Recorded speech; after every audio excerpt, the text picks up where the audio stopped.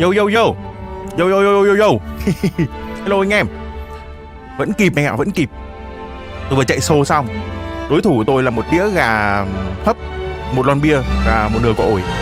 Tôi đã đánh gục bọn nó trong khoảng 15 phút và có thể trở lại live đặc biệt của HSR 1.4. Quá dữ.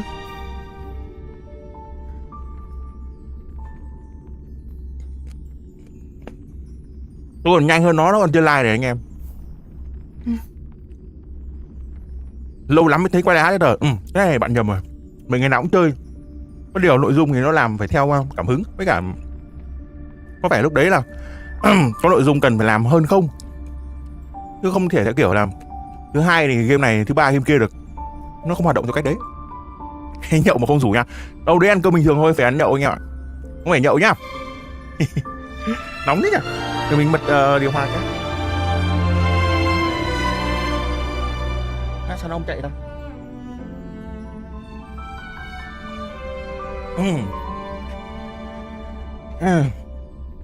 Còn khoảng mình nghĩ là 2 phút nữa nó sẽ bắt đầu nhảy vào cái trailer. 1.4 này có cái gì đặc biệt không? Mình không biết đó. Ngoài nhân vật mới ra, hình như là không có tính năng mới đâu anh em. Chơi game mà như dĩ deadline đúng rồi. Mình thấy nó sát quá anh em ạ. Ví dụ là sang tuần sau đúng không? Hình như nhạc hơi to nhỉ. Ví dụ như là sang tuần sau có cái live đặc biệt này thì mình nghĩ là hợp lý này. Live bây giờ nó khủng quá. Mà hình như nghe đồn là tối nay trên live của Bilibili nó còn có cái gì liên quan Genshin nữa. Ôi dồi ôi. Chết mất.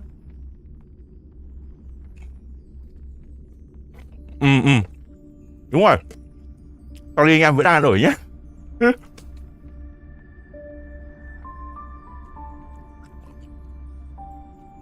Buổi tối vui vẻ nha anh em. Cảm ơn anh em đã dành thời gian xem live với mình nhé. Các bạn bán bảo làm bạn Du 497 bán bảo làm Silly có quay lại không? Chúng ta hãy cùng chờ xem. Đó là một cái thông tin hấp dẫn. Giọng thật của Đạt đây hay là giọng chỉnh sửa? Đây không phải giọng thật của mình đâu anh ạ. Giọng thật của mình nghe cùi mía. Mình chỉ đang cố làm cho anh em cảm thấy cái thông tin mà anh em tiếp nhận được thì nó thú vị hơn thôi.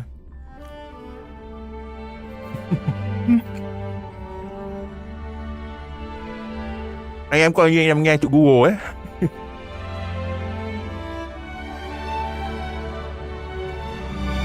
Mình đấy Topaz hay Dinh Lưu hả? Topaz mình không thấy ấn tượng lắm anh ạ. Ban đầu mình cứ nghĩ là Topaz nó giống Clara phiên bản limit, nhưng mà nhớ phải, hình như là giống Clara là Sam cơ. Đấy là mình thấy thế, mình đoán thế. Topaz nó không giống Clara tí nào hết. Wow. Đến like rồi anh em ơi. Không có sắp đâu. Phát của này không có sắp.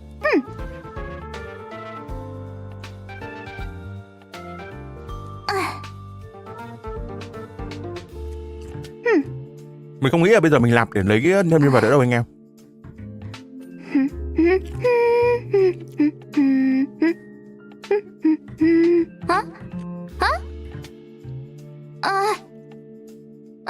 We're live already? Hey everyone, welcome to the program and Wow. thank you to our sponsor, the làm MC International Peace Corporation. I'm your host, Astral Express crew member, March 7th. I've been watching my favorite streamer in preparation, but this is still my first time hosting, so go easy on me if I mess up, okay? What was I supposed to say again? I think it was, don't forget to like, follow, and share, or I'll chicken out. And then... without further ado, let's get right into the trailer. MC nghiệp dư lên có phải là lung túng. Mà một tràng pháo tay cho M7.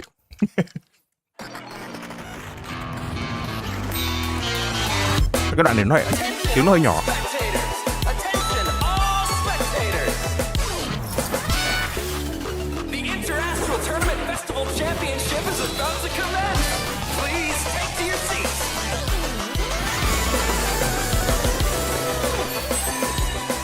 Topaz với con heo kìa anh em.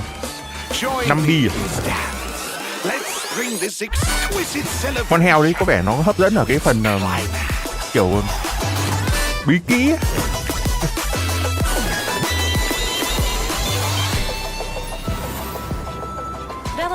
might be in arrears, but I'm out of pocket. Go Navy! Đúng rồi, 5 bi.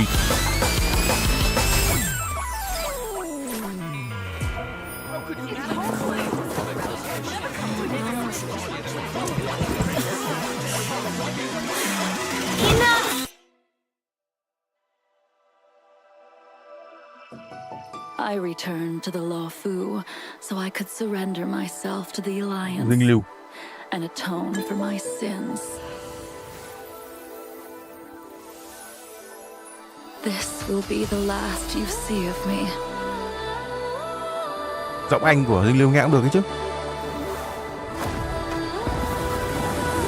Anh em có vẻ thích nhân vật này hơn đúng không?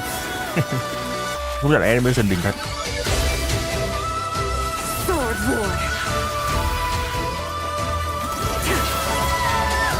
Blade of Moonlight. Wow. Đừng nói đấy là nhạc của trailer của Dinh lưu nhá. Hơi đỉnh luôn. Cloud Quintet. It is time to say goodbye. Đủ.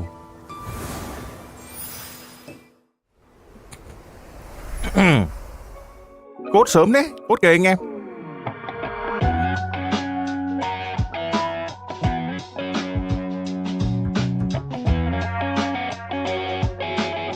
Cái này có khi like cũng nhanh ấy chứ.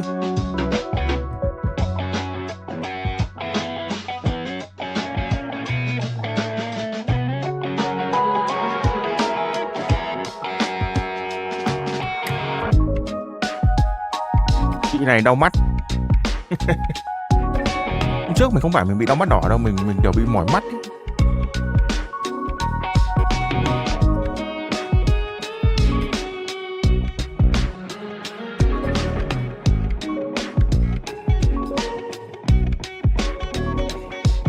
Mình nghĩ là Dinh lưu kiểu chơi của nó cũng giống với Blade.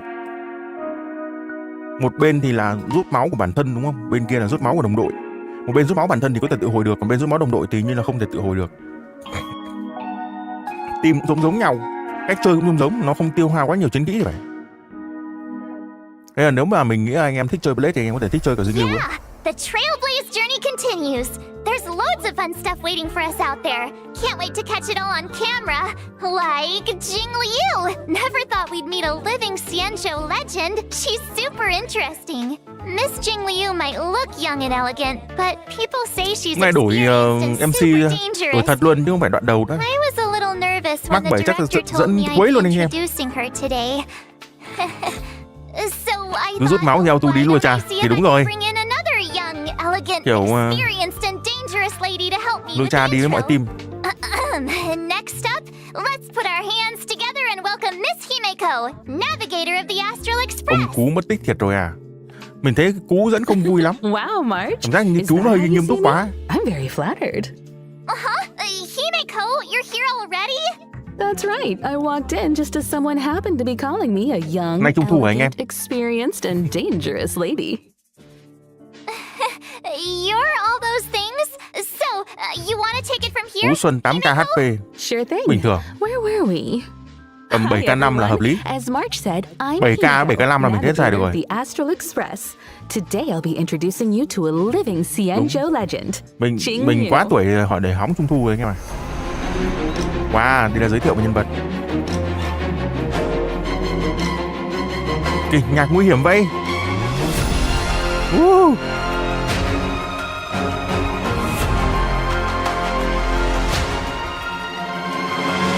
Kinh nhìn như kiểu sắp gãy lưng ấy. Nhìn mà tôi thấy đau thay cho cái lưng của tôi. Ever since I first caught sight of her in Yenqing's tracking entries, I was completely hooked. She's Jing Yuan's previous Có master. thanh liên build 10k. Bet she's got all kinds of hidden Cái này cao thì cái stories kia nó to sẽ giảm tell. xuống. As one Kiểu of vậy. the High Cloud Quintet, she was once the strongest swordmaster on the Law Fu. Trung Thu mình thấy là ở những nơi như kiểu là thị xã, thị trấn như ngày xưa chỗ mình ở thì nó có vẻ là quan trọng và trẻ con hóng nhiều. Chứ ở thành phố thì nhiều thứ chơi quá ấy, Ruthless. là nó She even cũng attacked nhạt her bớt đi rồi. apprentice's apprentice. And she figured out Yenqing's Dinh fighting lưu style mặc xếp just gì from để the farm sound trước? of his swords. Sorry, I'd bolt if mình I chưa để ý saw lắm. her coming my way. I can't say I Mình blame nghĩ là nó you. xài được vài bộ đấy. After the Mara took hold of Jing Liu, she became a different person. As for the day she crossed paths with Yan Qing, it was quite the twist of fate. I guess so. In any case, Jing Liu is unpredictable at the best of times. Jing But Liu if mic you thôi. catch her on a good Xét day, băng, xét lượng she's tử as calm là as đạo vệ. moonlight on a silent night. Nicely put. Her power is actually deeply Này connected đánh to thường là chủ yếu đúng không? phases. Thế thì quật 7 là ngon này. Jing Liu is an ice-type character following the path of Tăng quật 7 cũng destruction, ngon. who uses two Thì anh em có different thêm cả states cái in bộ combat. tăng crit đam nữa. States? What's that? Think of it this way. When Jing Liu is in prolonged combat, her Mara-struck persona takes over and she changes states. When Đổi Jing trạng Liu thái. uses her skill, Transcendent Flash, she accumulates stacks of Dịch ra syzygy. tiếng Việt là cái gì anh em? Whoa. Siêu Việt à? Isn't Transcendent Flash the legendary sword move from Mr. Cien's story? The one that Bùng comes lúa. through time itself? You sure seem well-versed in High Cloud Quintet stories, March. When syzygy stacks up to a set amount, Jing Liu is consumed by Mara and enters a Dùng spectral chiến kỹ hả? transmigration Nhưng mà dùng state. chiến kỹ xong nó chuyển In the trạng thái đâu spectral dùng được nữa đâu. transmigration state, Đúng không? Jing Liu's every attack deducts a mình nhầm set ấy. percentage of HP from her ally's max HP. However, her attack increases according to the corresponding total HP consumed. See? I told you she attacks her allies. While in the spectral transmigration state, Jing Liu's skill, Chỉ là Transcendent dùng mất Flash, điểm chiến kỹ, đúng rồi, cái đấy thì đúng. becomes Moon on Glacial River, and she is unable to launch basic Nhưng như thế attacks. nó vẫn không dùng quá Moon nhiều on chiến kỹ mà, Glacial River đúng không? doesn't consume skill points, but Đúng does rồi, nó không dùng quá nhiều chiến kỹ đâu. stacks of syzygy. When stacks reach zero, Jing Liu exits the spectral transmigration state. Jing Liu's ultimate, Floor Ephemeral Dream Flux, deals a set percentage of her attack as ice damage to a single target and adjacent enemies, as well as granting her additional Đúng stacks Blade, of syzygy. vẫn có nét giống nhưng mà nó vẫn có cái chỗ khác. Nó phải khác một tí. Red-eyed spectral transmigrator state Jing Liu.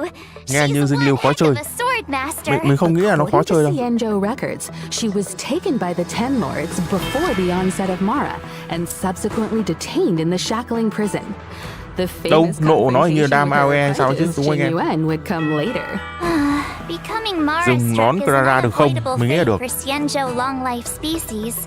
But they're Chơi still theo trying attack to mà. find a way to break free of the cycle. In the brand new 1.4 mission, Clouds Leave No Nhiệm Trace, vụ an đồng hành. anonymous letter silently appears on the Express. It seems an unexpected visitor has extended an invitation and is looking to connect with Don Hung to delve deeper into the tale of the Xianzhou.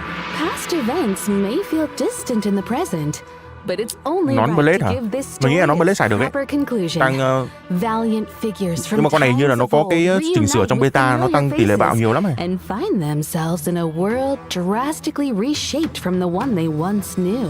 I heard the reason Jing Liu wears a blindfold is to avoid catching sight of certain objects on the Xianzhou. Things that would trigger her memory and the Mara inside her.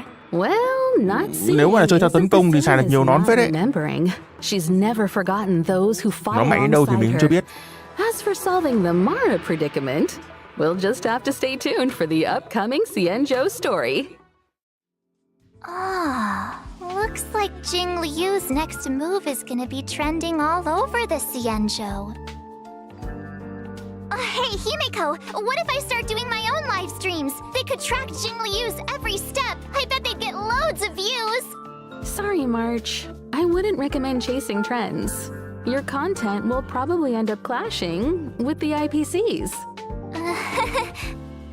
Cốt có giới hạn Really? không? Có giới hạn nha bạn. But my favorite streamers are always saying you Có giới hạn gotta go theo with the thời hype. gian kiểu trưa mai là không nhập nữa rồi. How do you think Lát nữa I'm mình sẽ doing kiểm tra so lại xem nó far, có nhập được Himeko? không. For this episode, I did loads and loads of research. Nó rút máu của đồng đội để nó nạp tấn công cho bản thân. Con này một mình nó đã hút được rất là nhiều tấn công rồi. Would this be? Ta-da! She's a streamer called Gwen. Her streams are super entertaining. Dinh Liêu chỉ cần đẩy tỷ lệ bạo 30-45% thôi, I nhập can't ma say I've tăng 50%. You haven't? She's on the Xianzhou too. How about... I know! I'll tell you all about her. Nhân vật này đọc là gì anh em? Mình không biết đọc.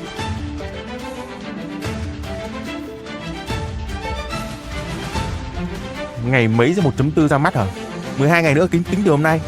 Vẫn như các phiên bản trước nếu như không gì thay đổi. BUI THANH DAT. Đọc vậy hả?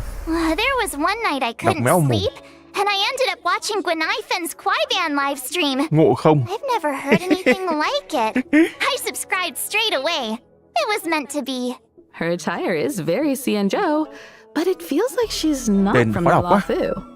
She's not from any of the Xianzhou ships. I think her real name was Thú. Guinevere or Ngu something. công.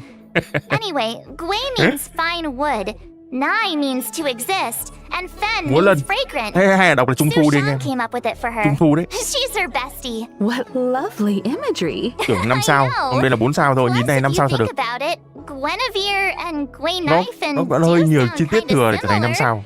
If you say them a few Nhưng mà times, mình phải right? công nhận là quần áo của nhân vật trong trò này nó thiết kế đẹp thật. You might want to steer clear of wordplay, March. I heard the Xianzhou issues fines for that. Huh? Seriously? Xianzhou culture is vast and profound. There's still much Đây to là nhân learn. vật hư vô Guinifin hệ says hỏa. that Su Shang is always schooling her on local Nhân vật này bút culture theo and cái gì anh em? customs. Cụ thể là Su dùng để Shang hỗ is trợ as cho Xianzhou as it đội hình nào ấy. gets. I feel like everything I learned about the Xianzhou I learned from them. Hư vô tức là gây sát thương chỉ. Cái đấy không đúng lắm đâu. Nó chỉ là sát thương chỉ chắc chỉ là một phần thôi. Kiểu hư vô là cái bọn đi bắp ấy. Làm yếu đi. Many talents. She is. Although I Tạo feel đốt like hỏa. she Cái mainly đấy thì uses mình biết là them to nó phải impress có, her nhưng mà kiểu là nó không phải là cái thế mạnh lắm. Did Ví dụ you như know là that Guinifin is actually a street performer? Not to mention she's also Đây là ai? super talented on Đó the của nó cùi bắp. battlefield. Guinifin is a Mình nghĩ là kiểu fire đập type bắp ấy. character following the path of nihility. When using her skill, Blazing Welcome, Guinifin launches firecrackers, dealing fire damage to her Ném pháo hoa. target and adjacent enemies with a chance of inflicting burn. After unlocking the trace đốt. High Pulse, her basic attack, Standing Ovation, also has a chance of inflicting enemies with burn. đấy là toàn thấy thiêu đốt không? Curious. Why firecrackers exactly? Guinifin says that in Xianzhou Đốt của legends, Pela như kiểu là birds use lúc mà nó đóng băng địch ấy thì nó có cái fiery beasts. sát In thương return, từ the băng ấy nobility đây. supported the artist financially. Nó có sát thương duy trì mà. Guinifin is just continuing the tradition. Chứ không phải là trong bộ And skill. friendly locals Thì ý are mình là only nó too happy không to thiên về cái support dạng her. đốt ấy. Funnily enough, her talent is called Patreon benefits. When Guinifin is on the battlefield and an enemy sustains burn damage, there's a chance they'll enter a Fire Kiss state. Fire Kiss is stackable and limited to a set number of turns. While in the Fire Kiss state, enemies sustain increased damage. Which reminds me, I think Guinifin livestreamed a battle once too. Her ultimate, watch this Sinh lưu có cần chấn không? Mình không nghĩ là một nhân vật bắt buộc phải có đâu. Tất nhiên nó có là tốt rồi. Với cả một nhân vật mà có thể sao tấn công thì mình nghĩ là có thể là chọn nhiều vũ khí hơn. Targets already inflicted with burns sustain additional damage as a set percentage of the fire damage. Is this what the kids Đam nổ từ call đóng băng không tính sát duy trì đâu. going Mình biết là nó không tính viral? sát duy trì, I'd nhưng love ý to mình see là your combat livestream data. chung I cái bet it kiểu was an gây instant đam hit. từ phá thanh thức bền ấy. Her stream was taken down halfway through. Là hình nhạt nhẽo vậy. I think she violated the platform's fire safety Mình cảm giác kiểu đây là một phiên bản mà nó không quá, nó kiểu là thư giãn thôi, chill Got thôi a ấy. better picture of Guinifin now? And I can see why you're so fond of her. Cool, isn't she? I'll message you the link to her streams right now. Sometimes she Gây even sát thương liên sends tục khi gifts bị to her đóng băng. fans. Hey, Gwailings, check this out. Scale Gorge spring water, clear and tasteless, rich in calories. One sip, you just saved yourself a meal. Actually, I bought some 5-liter Scale Gorge spring water during Guinifin's last stream. When you're watching her stream, you gotta be ready to Đúng rồi, grab update the này deals. không to lắm đâu. Bản vừa rồi nó to lắm rồi còn gì. Bản vừa rồi đã có cái If that's the vũ trụ mô case, phỏng mới. Anh em của mình đấy, chắc mình nghĩ đa số vẫn chưa đánh hết đâu. Không phải là vì nó khó mà vì lười ấy. Yeah, what about them? Interesting. Just the other day, Welt was telling me about his new healthy lifestyle habits. Apart Vậy from là không có map exercise, mới à? he's been Cái đấy mình chưa rõ lắm. drinking 8 glasses of water a day. Strangely enough, he's Đánh một tí lại bỏ, gained mình thế vào chơi lâu lắm. Đánh cái đấy nó mất thời gian quá. So, Mr. Yang was drinking the... It's getting late, Himeko. Khó quá, anh em chưa qua màn nào. Điều này chắc là do nhân vật nó chưa đủ sức mạnh rồi.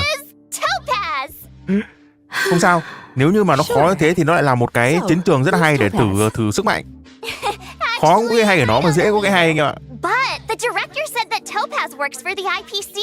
She even Vừa knows lổ that Clara person E2 xong. Albert. Ngon mà. Speaking of, let's get him on the line. He can introduce Topaz. Albert? 2k9 view. Lái HSR ít view lắm anh em. Mình thấy nó cũng hơi giảm nhiệt một chút. Hơi thôi. Từ mấy cái này trước rồi. Con cú quay lại rồi kìa anh em. M7 được giải thoát rồi. Con cú nó quay lại rồi kìa. Why did our art style change? On my show, we go by my style. Up next, Con cú này nó có giọng bát át thật. Albert, a professional interastral peace corporation anchor, to introduce to you my guest and IPC colleague, Topaz. Cảm giác kiểu cú này phải ra màu mới đúng.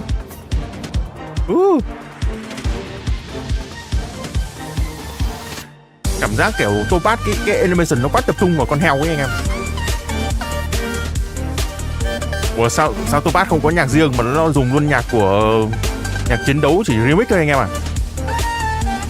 Nhạc này là nhạc nền trong chiến đấu bình thường của HSR mà. Topaz is a rising star in the IPC Strategic Investment Department, currently heading up the Special Desk Picket team.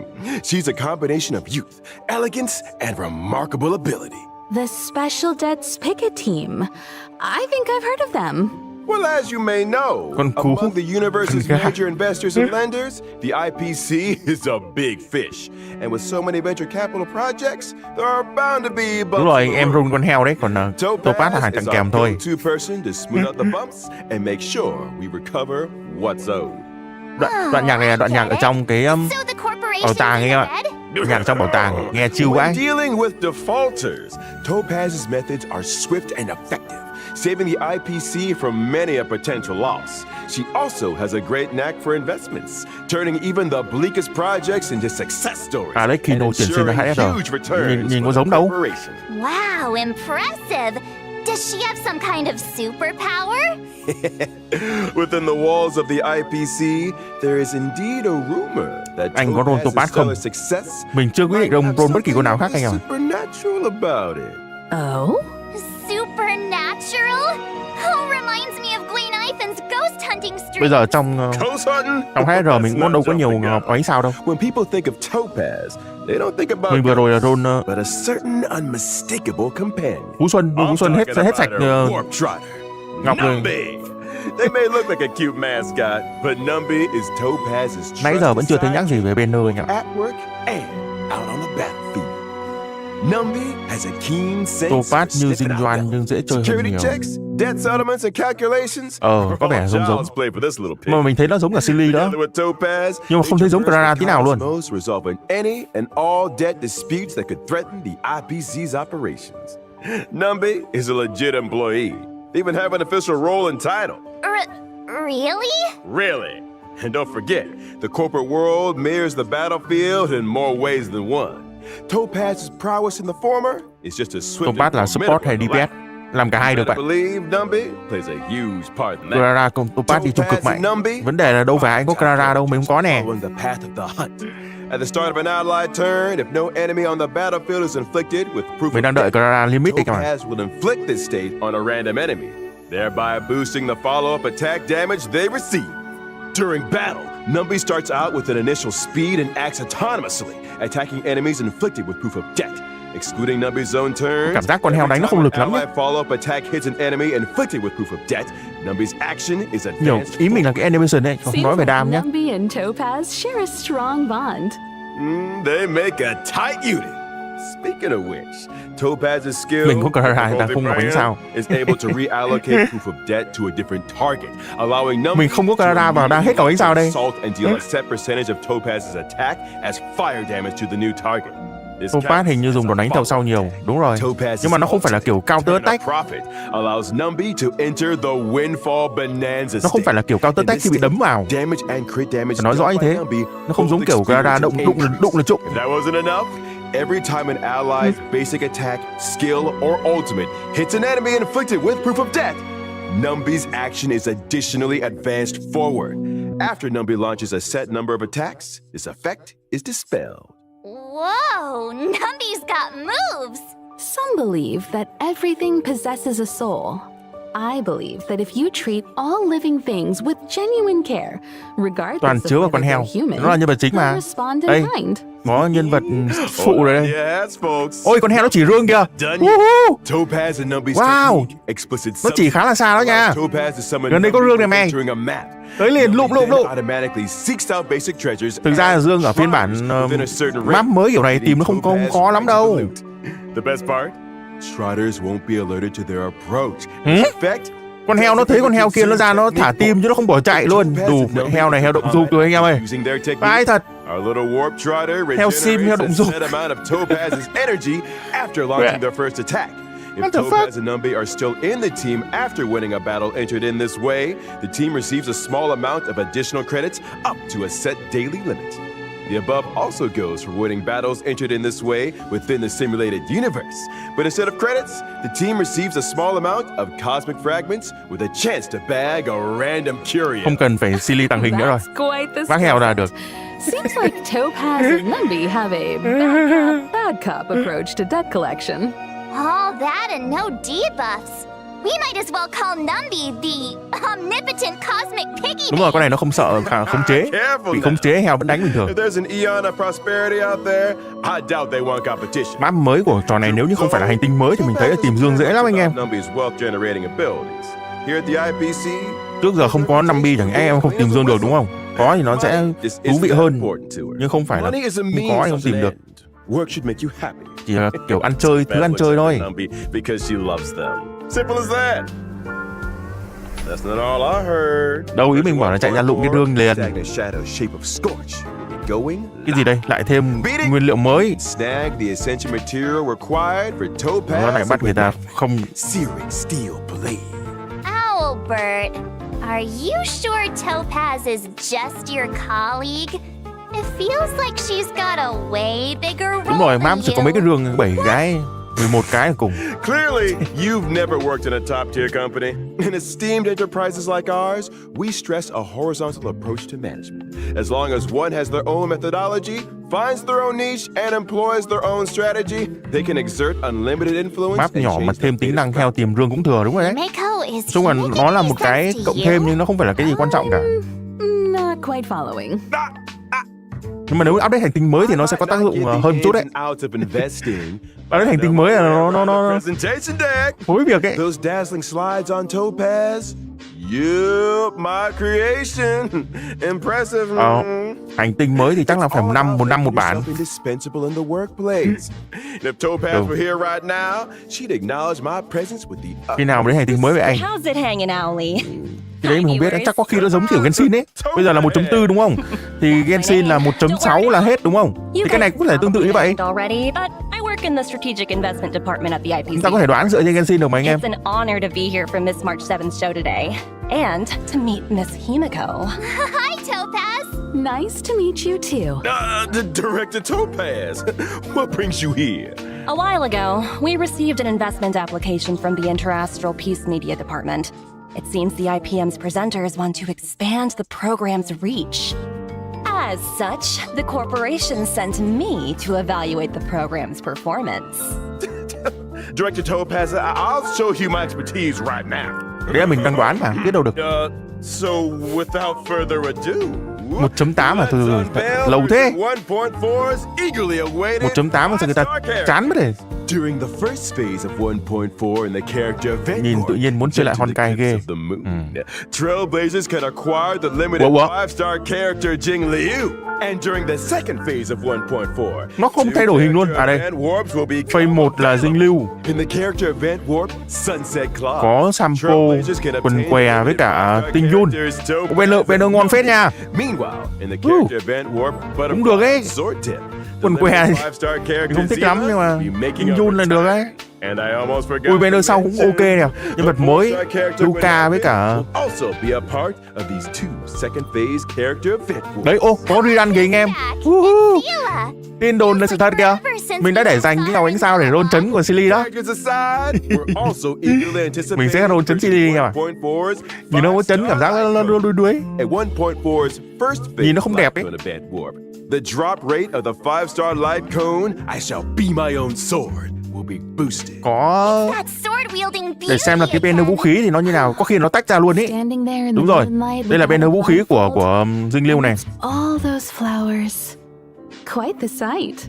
Unforgettable! Meanwhile, in 1.4's second phase light cone event warps, the drop rates for the 5-star light cones, Worrisome Blissful, and In the Night will be boosted.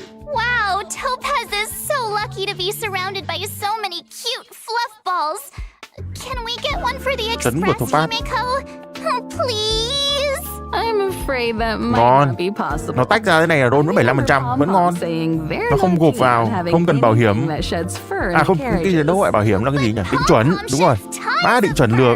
You know, trotters like Numby make great companions. They're non-shedding, low maintenance, and super squishy. Nói chung là khả năng roll trấn nó vẫn ngon hơn Genshin nhiều. Thôi định chuẩn tha, định chuẩn là cái trò lừa đảo. A talking bird. Like Owly here. Wait, what? Absolutely not. I'm the star of the IPM. Kệ với chó mới lệch trong này, mới ra triệu hộ ma đang cần trấn của Director Topaz, I was wondering, anh Long. how did you rate my performance? Phải tìm Let's cách talk nói xấu about với chó. that later. The reason I'm here for March's show today is to present some small gifts to our esteemed viewers on behalf of the IPC. I'm not the best at crafting presentation decks, but here is a slide I worked up. Em câu hộ ma 2/2 rồi hả? Cố lên, sắp nổ rồi. Phút tiếp theo kìa anh em.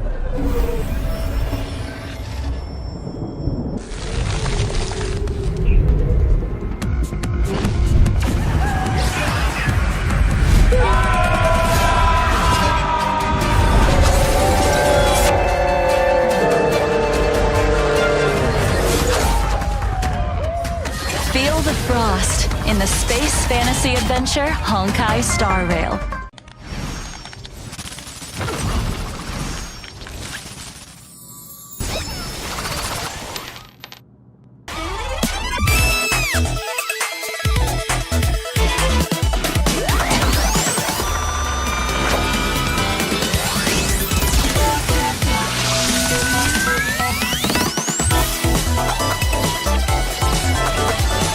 Dive into a timeless space fantasy adventure, Honkai Star Rail.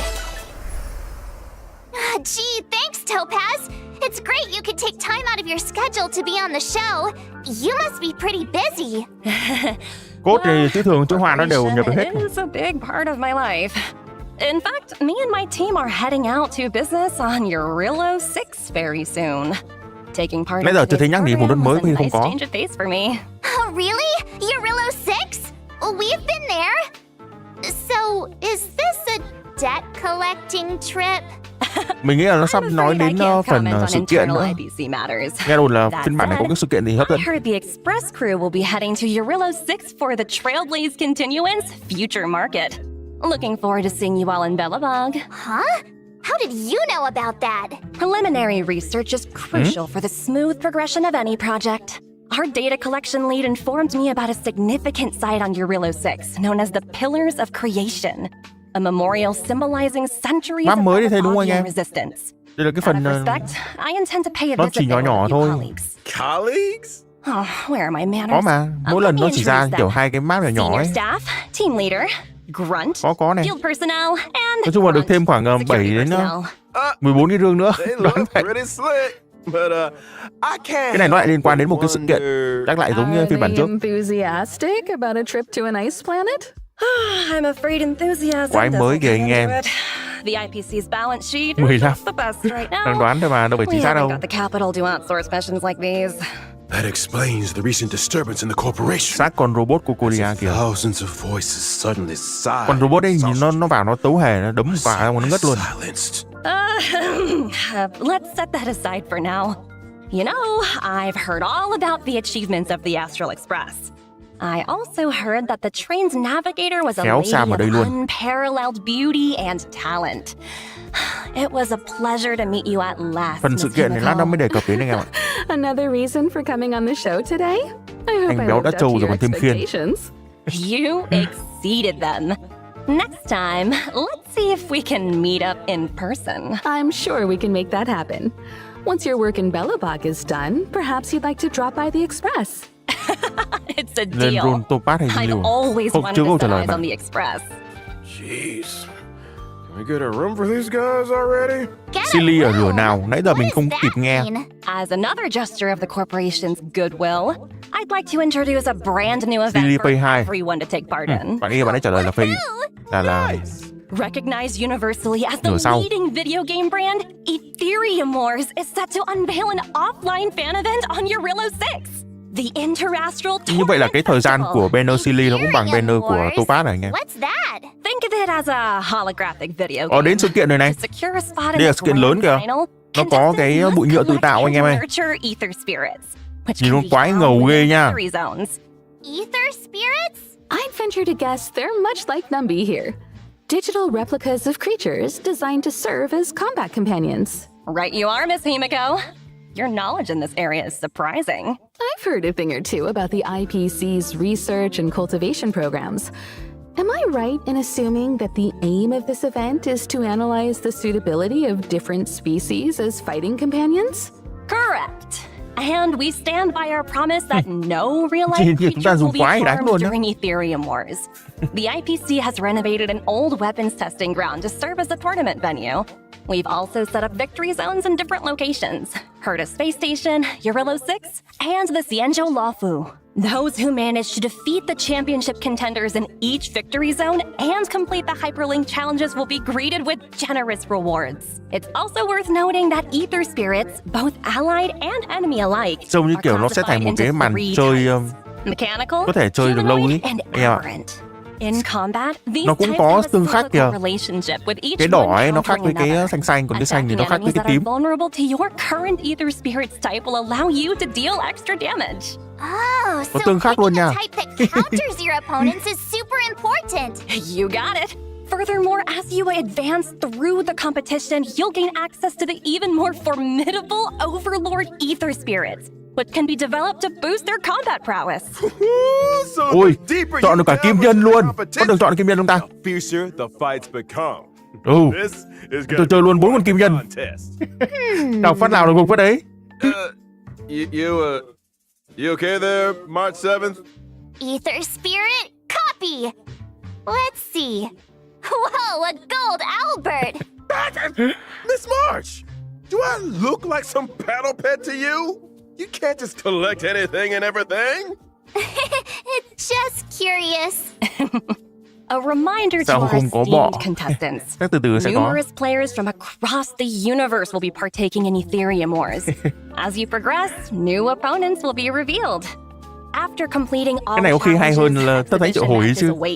where you might end up face Genshin to nên face lên with nhập khẩu some cái tính năng này về. unexpected opponents. And should you rise to the occasion and overcome the Interastral Tournament Festival challenges, you'll receive IPC-sponsored eligibility for a specially selected Ôi, được miễn phí kìa. character. Select And any character there to you claim. have it. The Chọn một full trong 4. rundown on Ethereum Wars. Bella hợp lý rồi. You'll have fun. Bella lựa chọn số 1. Remember to treat your combat companions kindly. I've got a meeting to get to. Bye for now. Huh? You're leaving so soon? T6 hết rồi. Thế thì chọn là I'm Luca. sure our paths will cross again. Over to you and Albert. Keep up the good work. There will be a year-end bonus for everyone when we roll out the new project. Nhân vật 4 sao ở bây giờ, thời điểm bây giờ dễ mắc cung mệnh, dễ mắc tinh hồn lắm. More wisdom, foresight, and mentorship. No, Từ sau nó đông lên thì Take rất care khó. now. Stay safe out there. C12 Bella. I should be going too. There's some maintenance on the Express to attend to. Hope to catch you all soon. Thanks for all the help, Toàn Bella Himiko. không có linh. See you Mỡ soon. mà húp. Linh ngon đấy làm sao cho. Ủa? Are they gone? Gone? Topaz Cốt and ba đâu? Indigo. Cái gì đấy? I think so. You sure? Yes, take a look for yourself. See, told you, all gone. Nobody here but me. Nobody thầy. else on the line. That's a relief. All those gifts. If you ask me, Topaz is just abusing her position to engage in a personal pastime. Huh? Hiện tại là đang có là cái nhận 800 ngọc cái đây anh em. Bắt đầu đăng nhập Isn't từ it hôm nay ấy. obvious to you? Maybe you should take another look at the specifics of this event. Let me think. I got it!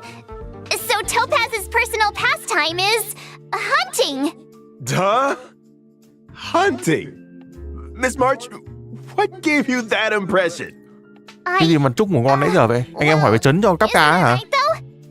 I'll show you. This event is all about sneaking up slowly and then... Hey! Whoa. Slow down a second. Không có vụ, không có 10 vé đâu. Cuddling creatures, not hunting them. As soon as she gets home, she grabs her pets and cuddles the heck out of them. She's got hundreds at her company apartment. Khi nào nó chưa kết thúc thì vẫn là chưa kết thúc Did anh em you ạ. say hundreds? How does she have the space? Well, her company apartment is an ecological starship. Meanwhile, my favorite butt's in his studio from the 2020s. Topaz lives it up in a giant starship over at corporate HQ. Well, I get my unpacked lunches in the middle of nowhere. Đúng rồi, nó vẫn còn thông tin cấp 3 nữa mà. Let's shift our attention to some of the other thrilling events coming our way. First off, Ui, vẫn còn sự kiện nữa kìa. Đuổi hết bọn kia đi để nói về sự kiện ạ. Nhìn cái cục này hay đấy. Trông như kiểu lỗ đen ấy. Giống hơi giống thôi. Đây là sự kiện nhỏ, như vậy là có một sự kiện lớn rồi. Sự kiện lớn của trò này, nguyên cái số lượng Ngọc Ánh Sao của nó là không dự toán trước được đâu nhỉ. Cái này chắc khoảng 500. Madam Herder wanted me to pass a message on to our trailblazers. Don't panic, just a minor bug. You will be compensated. Minor bug? Của đầu tư vũ trụ mô phỏng vẽ. It doesn't sound like it. It's true. The spanners Cái in sổ số. question cause the simulated universe's sổ số nhà là sổ số à? blessings and curios to multiply. As such, in Planar Infinity's ordinary plane challenges, trailblazers can obtain some wonderful buffs. For example? For example, a cosmic big Nó cho lava nhiều that búp lắm anh ạ. won't disappoint. Oh, wow! See what I mean?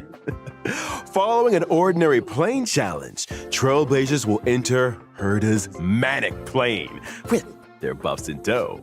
Every time trailblazers successfully challenge a wave of enemies, a floor is successfully cleared. As floors are cleared, trailblazers will face off against increasingly difficult enemies until... Uh-oh. I knew there was a catch. Now we have to fight attrition warfare? Herda wants to Vẫn có test thể the dùng được limits tiếng of vọng the vận mệnh kìa. simulated universe's Thế thì chọn là memory. cái gì Don't nhỉ? panic, Miss March. As long as Sinh sôi, trailblazers obtain làm as bố của many nó luôn. buffs as they can in the ordinary plane challenge, Nhưng không biết là nó có giới hạn they'll be cái able to face down the manic tiếng vọng vận mệnh cho plane các màn with không full anh em? strength. Trù Trust phú. me, in the simulated universe, Trù phú anything lúc is đầu. possible. Chứ có hạt châu thì I hơi don't mệt tí. believe you. You must believe me. I promise, trailblazers. It's a walk in the park. I'm begging you. Blade trù phú thì đúng là cái gì kinh khủng lắm. I don't believe you. Nhưng mà sinh sôi nó cũng rất là kinh. À đây. Version 1.4. Đây anh em đừng spam nữa nhá. Without the ever Người cục vẫn còn nguyên. check-in event. Come on, y'all. Give it up at the back. Let's hear it for checking in. Woohoo! Check in. Also in 1.4, we'll be welcoming in a story replay feature. When interacting with characters in Chơi the lại hả? trailblazers can now pause dialogue and Xem lại review cái phần cốt truyện. surrounding context. All that juicy Đoạn này là đoạn lore Sampo and chui ra từ tasty đống tuyết này. information buried under trigger happy mouse clicks, waiting to be rediscovered. This doesn't mean you can make new choices, though. So always make choices that you know you won't regret. We'll also be seeing the return of X2 the phụ planar kiện biểu diễn. fissure and a realm of the strange events. During the events, successfully challenging the simulated universe and Cavern of Corrosion can earn you a set X2 amount di vật of luôn. double rewards.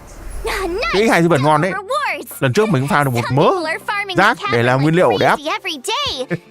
They can save themselves some time. Would you be one of those people, Miss March? Me? No way.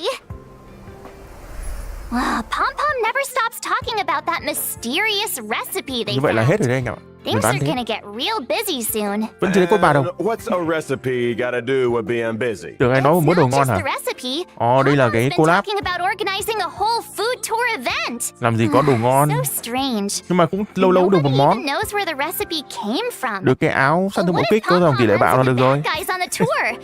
I need to protect the conductor. I get it now. Chủ yếu là farm cái bộ Hey, that's có speed slander. với cả bộ tăng máu ấy. Nên cái bộ đấy farm lời. Con nào cũng xài được. Keep your eyes peeled for official Đẹp quá anh announcements ơi. on when and where we'll be stopping. Hey, I'm the one Áo của that M7 leaves đẹp. people in suspense Váy cũng around đẹp here. luôn. And now for the moment you've all been waiting for. Redemption codes! Codes, codes, codes.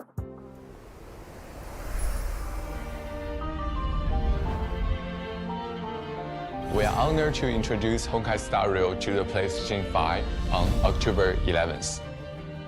PlayStation 5 is a perfect platform for this space journey, allowing our team to tap into full potential of the console.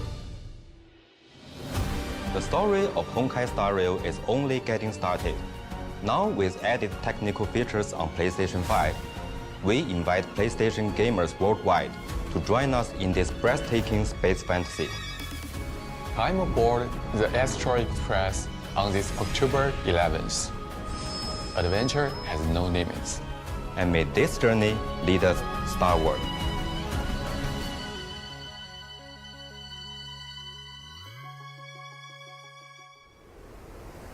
Well, that's everything for today. Thanks for tuning in to our Tất cả rồi trong ngày hôm nay rồi anh em ạ. See you in the... Một Wait! chưa. Albert! Who's the main presenter here? Shouldn't I be the one to bring the show to a close? My bad. Không phải là trong live nó nhắc đến tất cả mọi thứ đâu anh em. Nó có thể có những thứ ở trong live nó không nhắc đến đâu. Sẽ có thêm những cái thông tin chính thức khác từ nhà phát hành. Lần trước cũng thế mà. Oh yeah, don't forget to like, follow, and share. Let's get to 50 billion views. 50 billion. Honkai con cưng tặng vé liên tục Genshin kiểu. Thực ra mình không thấy suy nghĩ như thế theo là đúng đâu, nhưng có thể nó đúng, có thể là mình sai. Theo mình thì mình nghĩ là Honkai Star Rail ấy, cái độ hấp dẫn nó kém hơn Genshin, rõ ràng là như vậy. Cho nên là nó phải cho anh em thật nhiều phúc lợi để anh em gắn bó với nó. Và nó là một cái trò chơi non trẻ nữa, cho nên nó cần phải có nhiều thứ để thu hút hơn. Anyway, so that's all for today's program. Thanks a lot for tuning in. I'm your host, Mark Họ làm mọi thứ cuối cùng là về cái gì? Đó là về doanh thu thôi.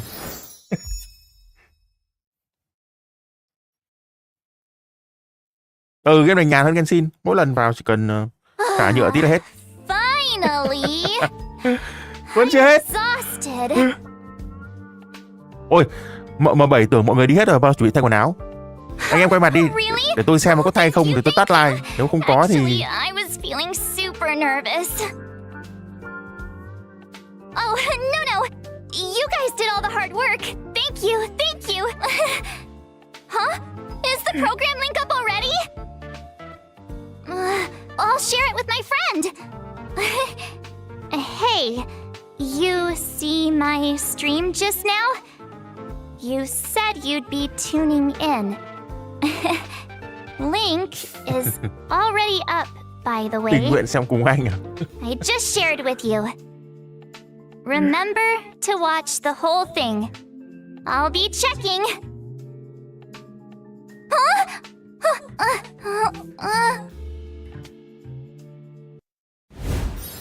Má, kết rồi làm... Hết thật chưa đấy? Mà không biết có cái after credit không? Hết thật rồi anh ạ. Okay. Hết thật rồi nha, nó xoay rồi nào. Like cái gì nhở? Like đặc biệt của Genshin ngày hôm nay hình như ở trên Bilibili có hay sao ấy, nhưng biết chứa lúc nào anh em. Rồi mình thử vào game mình nhập code xem có được không.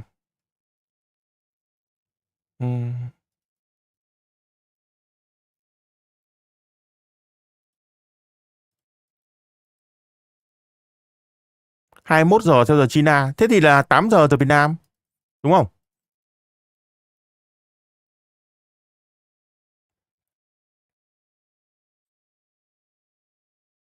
Trung Quốc hơn mình 1 tiếng mà. Nhanh hơn mình 1 tiếng mà. Mình thử xem nào. Giống Genshin. Nhầm. Đúng này. Code 3 đúng rồi. Tiếp. Anh em đủ sớm thì không lại quên đấy nhá. Kiểu gì mãi có không quên xem.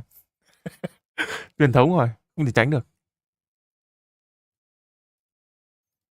Đúng hết rồi mà. Nãy anh em nào bảo là code nó sai thì chắc là do viết sai chính tả hay là copy sai rồi, copy thêm cả dấu cách rồi. Cái sự kiện ủy thác này cũng hay anh em. Nó làm rất là dễ luôn.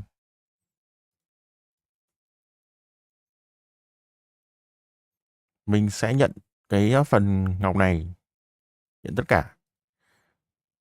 Nãy bảo là mình hết ngọc là mình tính là mình sẽ để cái số vé này cho trấn của Silly, chứ không phải mình nói dối đâu nha. Cho đã tính vào đấy rồi ấy, cho nên nó hết. Ok anh em. Vậy thì chúc anh em may mắn nhá. Cảm ơn anh em đã xem cái live đặc biệt của HSR 1.4 với mình. Những cái thông tin mà như kiểu skin các thứ ấy, nếu có thì họ sẽ đăng sau, mình đoán như vậy, hoặc là lúc không có thì thôi. Cảm ơn anh em nhá. Chúc anh em buổi tối vui vẻ.